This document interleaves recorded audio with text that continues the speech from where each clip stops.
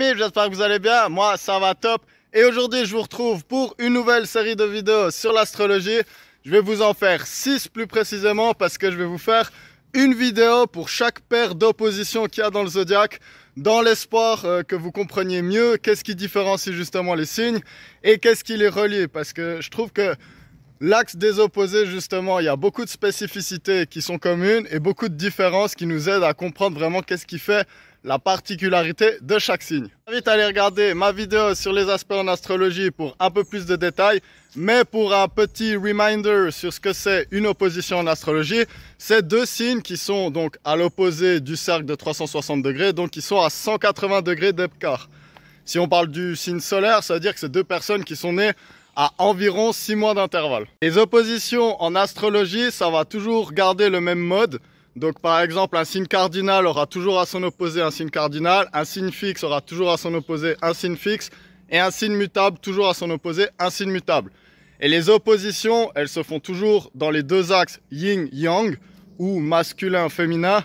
Donc ça sera toujours entre un signe de feu et un signe d'air, ou un signe d'eau et un signe de terre. Ça peut pas être une opposition entre un signe de feu et un signe de terre, par exemple. Pour commencer cette série de vidéos, j'ai décidé de vous parler de deux signes cardinaux, parce que les signes cardinaux, c'est ceux qui initient la plupart des mouvements. Donc aujourd'hui, je vais vous parler de l'axe Cancer-Capricorne, ou du premier signe de l'été et du premier signe de l'hiver. Les Cancers et les Capricornes, c'est une grosse opposition. C'est une opposition ultra visible d'ailleurs, parce que c'est deux personnes souvent qui vont rien avoir ensemble. D'ailleurs, cette vidéo, je vais un peu parler dans l'optique qu'on parle de deux personnes de signes solaires opposés. Mais il faut comprendre que je compare les énergies là de manière générale. Donc vous pourriez aussi comparer quelqu'un qui a la lune en Capricorne, quelqu'un qui a la lune en Cancer. Ou vous pourriez même faire ça pour une seule personne. Donc par exemple, si vous avez Mars en Cancer et puis Vénus en Capricorne, ça pourrait correspondre à ça, donc à comprendre cette opposition interne entre vos énergies. Donc. Capricorne, c'est un signe de terre, c'est le premier signe de l'hiver, donc ça commence aux alentours du solstice, vers le 21 décembre, quelque chose comme ça. Et le Cancer, à l'inverse, c'est le premier signe de l'été. C'est un signe d'eau. Donc déjà, on a cette opposition eau-terre qui est importante à comprendre. La terre, elle va parler de la matière, du physique, de la santé, des possessions, du rationalisme. Ça va vraiment être la terre, c'est qu'est-ce qui est concret, qu'est-ce qu'on peut toucher. Au contraire, l'eau, ça va être les émotions, l'intuition, les ressentis. Donc là, on est vraiment dans quelque chose de super immatériel. C'est quelque chose qu'on peut sentir à l'intérieur de nous. C'est quelque chose qu'on peut sentir circuler. Donc si la terre, elle a une forme hyper définie, l'eau, au contraire, elle va un peu rentrer dans le récipient dans lequel elle se trouve. Et donc déjà là, si on comprend cette opposition eau et terre, on a déjà compris, je pense, environ 80% de la différence entre les cancers et les capricornes. Ces différences précisément qui font que souvent quand on parle de l'opposition cancer-capricorne, on va parler de l'axe parental, donc de l'axe de la maman et du papa. En effet, le cancer, toujours dans ses émotions, c'est le signe le plus enfantin, c'est le signe qui aime bien passer du temps avec les enfants, qui aime bien faire de l'art, qui aime bien être dans son foyer, un peu dans sa bulle de sécurité. Alors que justement le Capricorne, au contraire, lui, il va à fond, il a ses ambitions en dehors du foyer, il veut beaucoup travailler. Et lui, au contraire, il est hyper fermé sur ses émotions, il va pas vraiment les montrer. Ce que le Cancer fait pas toujours non plus, mais il le fait avec ses proches, donc ça, je vais en reparler un peu plus tard. Et du coup, c'est pour ça qu'on parle souvent de l'axe parental. Puis évidemment, je me permets de le dire, vu que moi, je suis un homme Cancer, les rôles papa-maman, on se comprend, c'est bon, on est en 2022, on a capté qu'un papa il pouvait être maternel aussi et qu'une maman elle pouvait être paternelle. Donc voilà pour cette question. Donc maintenant que je vous ai parlé des différences entre le Cancer et le Capricorne, je vais vous parler de leurs points communs. Donc leur point commun déjà, c'est que c'est des gens très réservés envers les inconnus.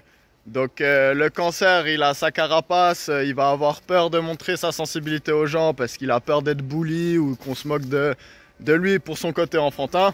Et le Capricorne, lui, il va être fermé envers tout le monde parce que c'est comme ça, il a un petit cœur tout tendre aussi, le Capricorne, il faut pas croire. Mais pareil, il a peur de le montrer, il a peur que ses émotions, en fait, au public, elles lui donnent des faiblesses et puis qu'elles mettent un frein à ses ambitions.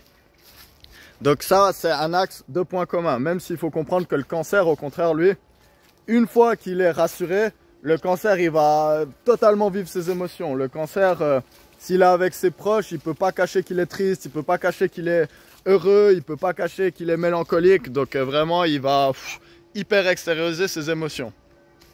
Ensuite, c'est deux signes très traditionnels. Le cancer et le capricorne, ils sont vraiment attachés aux anciennes valeurs, surtout les valeurs de leur culture, de leur tradition ou même de leur famille en fait. D'un groupe un peu plus proche que par exemple, c'est pas la planète entière comme pourrait l'être un Verseau ou un Poisson. Donc ils sont assez proches des rôles traditionnels. De nouveau, c'est pas obligatoirement le cas, mais ça va être quelque chose qu'on retrouve souvent. C'est pour ça qu'on dit le cancer maman, le papa capricorne, avec un qui va ramener les bifetons à la maison et l'autre qui va faire la déco comme il faut et s'occuper des enfants. Ça, c'est leur point commun, ils vont être très traditionnels. Cette traditionnalité, elle va aussi se traduire par un besoin de fidélité hyper grand. Donc le Capricorne, il a surtout pas envie en fait d'investir son temps et son travail dans une famille qui lui est pas fidèle et puis qui s'en bat les couilles de lui en fait. Et le Cancer, pareil, il n'a pas envie d'ouvrir son monde émotionnel tellement riche et intense à quelqu'un qui le trahirait au premier coup venu. Donc c'est deux signes qui prennent très très mal la trahison, pas tradition, trahison.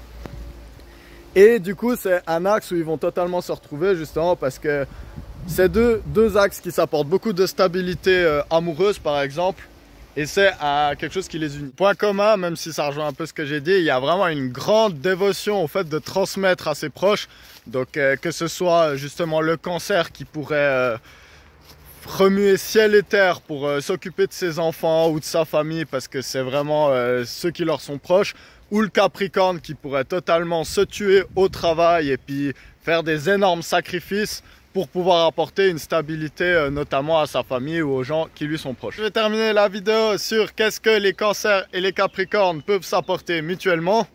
Le Cancer, en étant le signe le plus empathique du zodiaque, c'est sûrement le signe le plus à même à percer la carapace du Capricorne justement et pouvoir lui permettre d'ouvrir son petit cœur, ce qu'il n'arrive pas forcément à faire avec les autres personnes. Donc lui, le Cancer, il va souvent comprendre les émotions, ça c'est pour tous les signes de terre.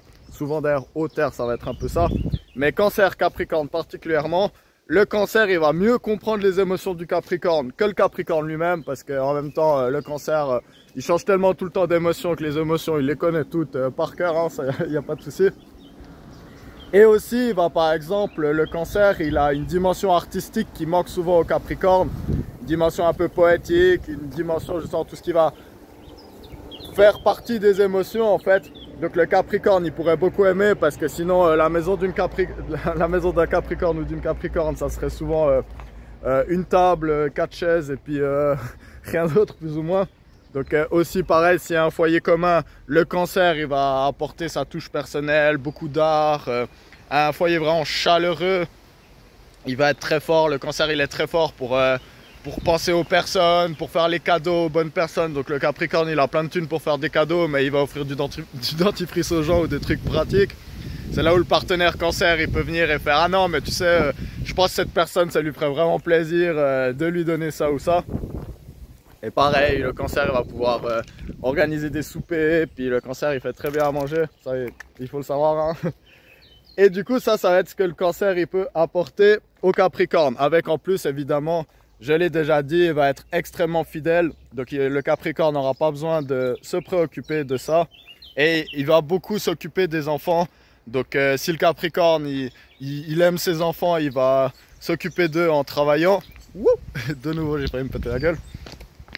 Et ben le Cancer, lui, justement, il va pouvoir avoir cette empathie nécessaire à comprendre le monde d'un enfant. Il va pouvoir rendre les enfants heureux. Capricorne, lui, en retour, il va pouvoir apporter de la stabilité au Cancer. Donc le Cancer, il a toujours l'humeur changeante selon la lune, justement. Le Capricorne, lui, il est très très stable, donc que ce soit émotionnellement, mais aussi d'un point de vue matériel. Donc une des grandes sources de stress dans la vie, c'est le manque d'argent, on va pas le cacher. Du coup, un Cancer pauvre qui doit en plus se préoccuper de est-ce qu'il va pouvoir nourrir ses enfants lui-même et tout, ben, c'est un Cancer triste souvent et très stressé.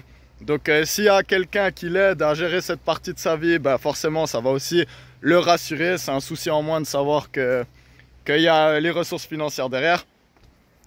Et c'est aussi émotionnel. Donc le Capricorne, vu qu'il ne change pas d'humeur tous les jours, il est à même justement de réconforter son ou sa petite Cancer très émotif et très un peu pleurnichard, des fois on va le dire aussi.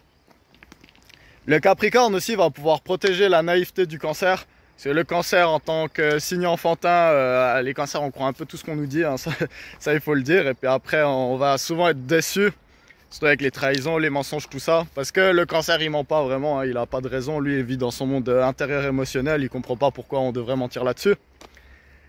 Et du coup, le Capricorne, lui, c'est l'inverse. Il est absolument pas naïf. Le Capricorne, tu lui fais pas gober n'importe quoi. D'ailleurs, les Capricornes, ils croient très rarement à l'astrologie, hein. On va le dire. C'est un de ces trucs où ils sont très pragmatiques. Et du coup, bah, c'est un avantage parce que le Capricorne, il va pouvoir dire ouais, mais là, tu penses pas que tu t'es fait avoir. Et il va avoir ce scepticisme qui va complémenter au contraire la naïveté du Cancer et ils vont pouvoir s'aider les deux là-dessus. Ah, c'est tout pour cette première vidéo sur les oppositions en astrologie. J'espère que ça vous aura permis de mieux comprendre le signe du Cancer et son opposé, le signe du Capricorne. Qu'est-ce qui les différencie? Qu'est-ce qui sont justement très proches? D'ici les prochaines vidéos, je vous souhaite tout le bonheur du monde et je vous fais plein de bisous. Allez, bye bye!